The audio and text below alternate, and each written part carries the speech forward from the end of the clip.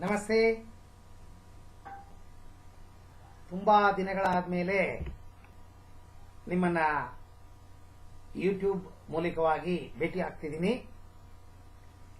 ನನ್ನ ಮಲೇಷಿಯಾ ಮತ್ತೆ ಸಿಂಗಪೂರ್ ಆಧ್ಯಾತ್ಮ ಪ್ರಯಾಣಗಳೆಲ್ಲ ಮುಗಿದು ಅಲ್ಲಿ ತಮಿಳು ಮಾತಾಡೋ ಜನಗಳು ಬೇಕಾದ ಜನ ಇದ್ದಾರೆ. ನನ್ನ ಮತ್ತೆ ಇನ್ನೊಮ್ಮೆ ಭಾರತ ಕರೆದಿದ್ದಾರೆ. ಆದರೆ ನಮ್ಮ ಭಾರತ ದೇಶದಲ್ಲಿ ಬೇಕಾಷ್ಟು ಜಾಗಗಳಲ್ಲಿ ನನ್ನ ಈ ಆಧ್ಯಾತ್ಮ ಮತ್ತು ವಿಜ್ಞಾನ ಬಗ್ಗೆ ಸುಮಾರು ಕ್ಲಾಸ್ಗಳನ್ನು ಕಂಡಕ್ಟ್ ಮಾಡಿ ಕರೆಯೋಲೆಗಳು ಬಂದಿದೆ ತಮಿಳುನಾಡಲ್ಲಿ ಮತ್ತು ಕರ್ನಾಟಕದಲ್ಲಿ. ಹಾಗಾಗಿ ನಾನು ಇನ್ನು ಸ್ವಲ್ಪ ಕಾಲಗಳು ಇಲ್ಲಿದ್ದು ನಮ್ಮ ಭಾರತ ದೇಶ ಅಭಿಮಾನಿಗಳ ಏನು ಅವರು ಬೇಕು ಅಂತ ಕೇಳ್ತಿದ್ದಾರೆ ಅದನ್ನು ಕೊಟ್ಟು ಪುನಃ ನಾನು ಹೊರದೇಶಕ್ಕೆ ಹೋಗಬೇಕು ಅಂತ ತೀರ್ಮಾನ ಮಾಡಿದ್ದೀನಿ. ತುಂಬಾ ದಿನಗಳ ಹಿಂದೆ ನಾನು ಕನ್ನಡದಲ್ಲಿ ಈ ವಿಡಿಯೋನ ನಿಮಗೆ ಕೊಡ್ತಾ ಇದ್ದೀನಿ. ಇತ್ತೀಚೆಗೆ ಈ ಆಲ್ಫಾ ಧ್ಯಾನ ಹಾಗೆ ಅಂತ ಅನ್ನೋದು ತುಂಬಾ ಪ್ರಸಿದ್ಧವಾಗಿದೆ. ಆಲ್ಫಾ ಧ್ಯಾನ ಹಾಗೆ ಅಂತಂದ್ರೆ ನನ್ನ ಇತ್ತೀಚೆಗೆ ಸುಮಾರು ವಿಡಿಯೋಗಳು ನಾನು ಯೂಟ್ಯೂಬ್ ಅಲ್ಲಿ ತಮಿಳು ಭಾಷೆಯಲ್ಲಿ ಹಾಕಿದ್ದೀನಿ.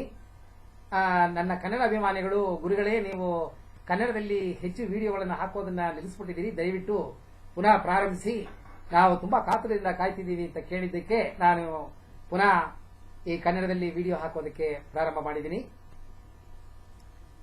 ಆಧ್ಯಾತ್ಮ ಧ್ಯಾನ ಮತ್ತೆ ಆಲ್ಫಾ ಧ್ಯಾನ. ಆಧ್ಯಾತ್ಮದ ಧ್ಯಾನದ ಬಗ್ಗೆ ನಿಮಗೆ ಸುಮಾರು ವಿಡಿಯೋಗಳನ್ನು ನಾನು ಅವಾಗಲೇ ಕೊಟ್ಟಿದ್ದೀನಿ. ಆಲ್ಫಾ ಧ್ಯಾನದ ಬಗ್ಗೆ ಒಂದು ಸಣ್ಣ ವಿಶ್ಲೇಷಣೆ. ಈ ಆಲ್ಫಾ ಧ್ಯಾನ ಹಂಗೆ ಅಂದ್ರೆ ಏನು ಅಂತಂದ್ರೆ, ಆಧ್ಯಾತ್ಮ ಧ್ಯಾನದಲ್ಲಿ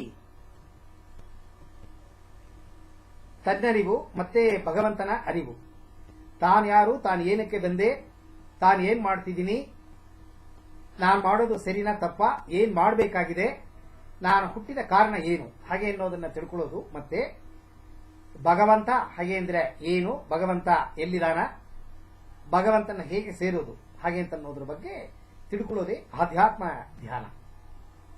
ಈ ಆಲ್ಫಾ ಧ್ಯಾನ ಅಂತ ಅನ್ನೋದು ಏನು ಅಂತಂದ್ರೆ,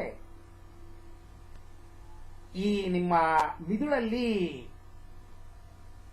ಬ್ರೈನ್ ವೇವ್ಸ್ ಹಾಗೆ ಅಂತ ಕರಿತೀವಿ. ಎಲೆಕ್ಟ್ರೋ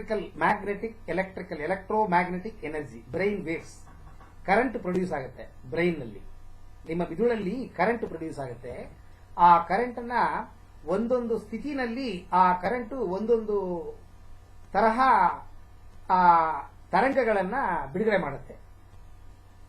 ಇದನ್ನ ನಾವು ಬೀಟಾ ಸ್ಥಿತಿ, ಆಲ್ಫಾ ಸ್ಥಿತಿ, ಥೀಟಾ ಸ್ಥಿತಿ ಮತ್ತೆ ಡೆಲ್ಟಾ ಸ್ಥಿತಿ ಹಾಗೆ ಅಂತ 4 ಸ್ಥಿತಿಗಳಿದೆ. ಈ ಬೀಟಾ ಸ್ಥಿತಿ ಅಂತ ಅನ್ನೋದು ನಾನೀಗ ನಿಮ್ಮ ಹತ್ರ ಮಾತಾಡ್ತಿದ್ದೀನಿ, ನೀವು ಕೇಳ್ತಿದ್ದೀರಾ. ಇದನ್ನ ಬೀಟಾ ಸ್ಥಿತಿ ಪ್ರಜ್ಞಾವಸ್ಥೆ ಹಂಗೆ ಅಂತೀವಿ. ಆಲ್ಫಾ ಸ್ಥಿತಿ ಹಾಗೆ ಅಂತ ಅನ್ನೋದು ನಿದ್ರೇನೂ ಅಲ್ಲ ಅಥವಾ ಎಚ್ಚರ ಸ್ಥಿತಿನೂ ಅಲ್ಲ. ಹಾಗಂದ್ರೆ ಎಚ್ಚರವಾಗೂ ಇರ್ತೀರಾ, ಆದರೆ ಎಚ್ಚರ ಸ್ಥಿತಿನಲ್ಲಿ ಮಾಡೋ ಕೆಲಸಗಳನ್ನ ನಿಮ್ಮ ಕೈಯಲ್ಲಿ ಮಾಡಕ್ಕಾಗೋದಿಲ್ಲ. ನಿದ್ರಾವಸ್ಥೆ, ನಿದ್ರೆ ಬರೋ ತರ ಇರುತ್ತೆ, ಆದರೆ ನಿದ್ರೆ ಅಲ್ಲ ಅದು.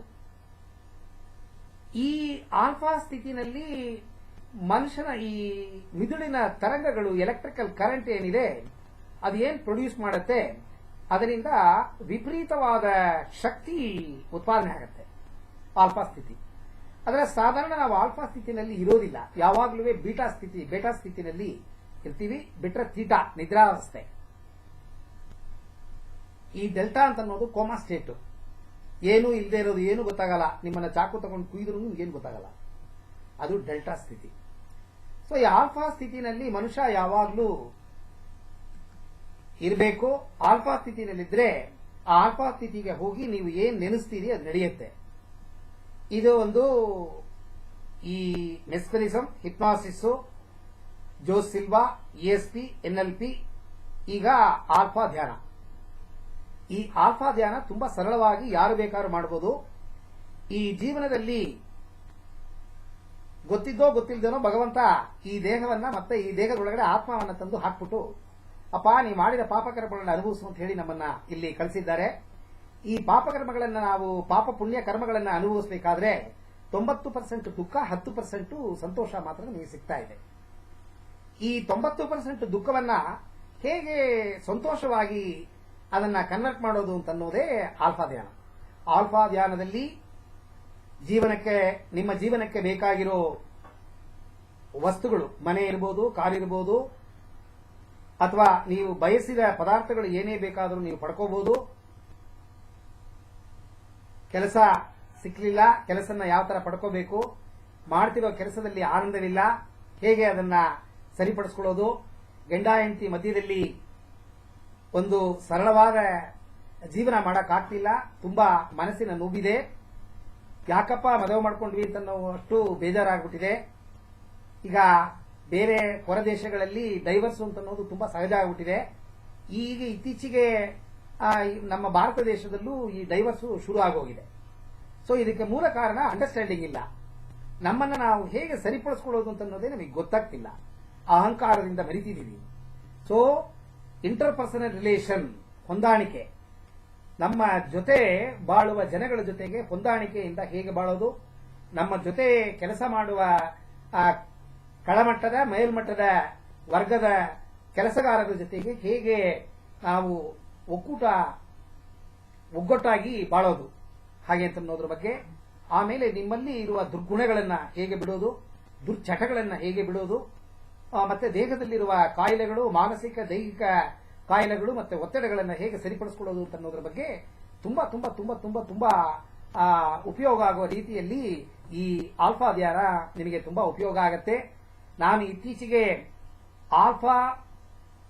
ಆಲ್ಫಾ ಸ್ಥಿತಿಯ ಮನಸ್ಸಿನ ಅದ್ಭುತಗಳು, ಆಲ್ಫಾ ಮೈಂಡ್ ಮಿರಾಕಲ್ಸ್ ಹಾಗೆ ಅಂತ ಕೋರ್ಸ್ ಒಂದು ಶುರು ಮಾಡಿದ್ದೀನಿ. ಇದು 3 ಸ್ಟೇಜ್ ಇದೆ. Basic stage, first level, second level ಅಂತ 3 ಸ್ಥಿತಿನಲ್ಲಿ ಹೇಳ್ಕೊಡ್ತಿದ್ದೀನಿ. ಈ ಡಿಸೆಂಬರ್ 1ನೇ ತಾರೀಕು ಬ್ಯಾಂಗ್ಳೂರಲ್ಲಿ HMT ಸ್ಪೋರ್ಟ್ಸ್ ಕ್ಲಬ್ ಇದೆ ನೋಡಿ, ಅಲ್ಲಿ 1ನೇ ತಾರೀಕು ಬೆಳಗ್ಗೆಯಿಂದ ಸಂಜೆ ತನಕ ಭಾನುವಾರ ಒಂದು ಬೇಸಿಕ್ ತರಗತಿಯನ್ನ ಅರೇಂಜ್ ಮಾಡಿದ್ದೀವಿ. ಇಷ್ಟವುಳ್ಳವರು ಈ ಆಲ್ಫಾ ಧ್ಯಾನದ ಬಗ್ಗೆ ಮತ್ತೆ ಆಧ್ಯಾತ್ಮ ಧ್ಯಾನದ ಬಗ್ಗೆ ತಿಳ್ಕೋಬೇಕು ಅಂತಂದ್ರೆ ಖಂಡಿತವಾಗಿ ನೀವು ಅಲ್ಲಿ ಬಂದ್ರಿ ಅಂತಂದ್ರೆ ತುಂಬಾ ಉಪಯೋಗ ಆಗತ್ತೆ. ನೋಡಿ, ತಿರುಗಿ ಹೇಳ್ತೀನಿ, ಸಂಪ್ರದಾನ ಚಾರಿಟಬಲ್ ಟ್ರಸ್ಟ್ ಯಾವುದೇ ತರಹ ಕಮರ್ಷಿಯಲ್ ಮೋಟಿವ್ ಇಂದ ಯಾವುದೇ ವಿದ್ಯೆಗಳನ್ನ ಜನಗಳಿಗೆ ಹೇಳ್ಕೊಡೋದಿಲ್ಲ. ಈ ಸಂಪ್ರದಾನ ಚಾರಿಟಬಲ್ ಟ್ರಸ್ಟ್ ಬೆಳಿಬೇಕು, ಜನಗಳಿಗೆ ಸರ್ವಿಸ್ ಮಾಡಬೇಕು ಅಂತ ಒಂದು ಕಾರಣದಿಂದ ಒಂದು ಸಣ್ಣ ಕಾಣಿಕೆಯನ್ನು ನಿಮ್ಮ ಹತ್ರ ತಗೋತೀವಿ ಹೊರತು ಕಮರ್ಷಿಯಲ್ ಮೋಟಿವ್ ನಮ್ಮಲ್ಲಿಲ್ಲ. ಮತ್ತೆ ಜೀವನದಲ್ಲಿ ಮುಕ್ತಿ ಪಡ್ಕೋಬೇಕು ಅಂತಂದ್ರೆ ಆಧ್ಯಾತ್ಮ ಧ್ಯಾನ ತುಂಬಾ ತುಂಬಾ ತುಂಬಾ ಅವಶ್ಯಕತೆ ಇದೆ. ಸೊ ಒಂದು ಕಾಯಿನ್ನಲ್ಲಿ, ಒಂದು ಕಾಸಿನಲ್ಲಿ ಹೇಗೆ 2 ಮುಖಗಳಿದೆ, ಆ ತರ ಒಂದು ಜೀವನಕ್ಕೆ ಮನುಷ್ಯನಿಗೆ ಆಧ್ಯಾತ್ಮ ಧ್ಯಾನವೂ ಬೇಕಾಗಿದೆ, ಆಲ್ಫಾ ಧ್ಯಾನವೂ ಬೇಕಾಗಿದೆ. ಸೊ ನೀವು ಈ ತರಬೇತಿಗೆ ಬಂದ್ರಿ ಅಂತಂದ್ರೆ ಖಂಡಿತವಾಗಲೂ ಆಧ್ಯಾತ್ಮ ಧ್ಯಾನ ಮತ್ತೆ ಆಲ್ಫಾ ಧ್ಯಾನ 2 ಬಗ್ಗೆಯೂ ನಿಮಗೆ ತರಬೇತಿಯನ್ನು ತುಂಬಾ ವಿವರವಾಗಿ ಹೇಳಿಕೊಟ್ಟು ತಾವು ತಮ್ಮ ಜೀವನವನ್ನ ಸಂತೋಷದಿಂದ ಬಾಳೋದಕ್ಕೆ ಏನೇನು ಬೇಕು ಎಲ್ಲ ನಿಮಗೆ ನಾವು ಕಲಿಸ್ಕೊಡ್ತೀವಿ. ಖಂಡಿತವಾಗಲೂ ಬಂದು ಸೇರ್ಕೊಂಡು ತಾವು ಈ ಸದುಪಯೋಗ ಪಡ್ಕೊಳ್ಳೋದಕ್ಕೆ ನಾವು ಕಳಕಳಿಯಿಂದ ವಿನಂತಿಸುತ್ತೇವೆ. ನಿಮಗೆ ಇದರ ವಿಚಾರ ನಿಮಗೆ ಬೇಕು ಅಂತ ಅನ್ನೋದಿದ್ರೆ ನನ್ನ ಮೊಬೈಲ್ ನಂಬರ್ಗೆ ನೀವು ಕಾಲ್ ಮಾಡಿದ್ರೆ ಖಂಡಿತವಾಗ್ಲೂ ನಾನು ನಿಮಗೆ ಇದರ ಬಗ್ಗೆ ಎಲ್ಲ ವಿಚಾರಗಳನ್ನು ತಿಳಿಸ್ಕೊಡ್ತೀನಿ. ಈ ಅವಕಾಶ ಕೊಟ್ಟಿದ್ದಕ್ಕೆ ತುಂಬಾ ಸಂತೋಷ. ನಮಸ್ತೆ.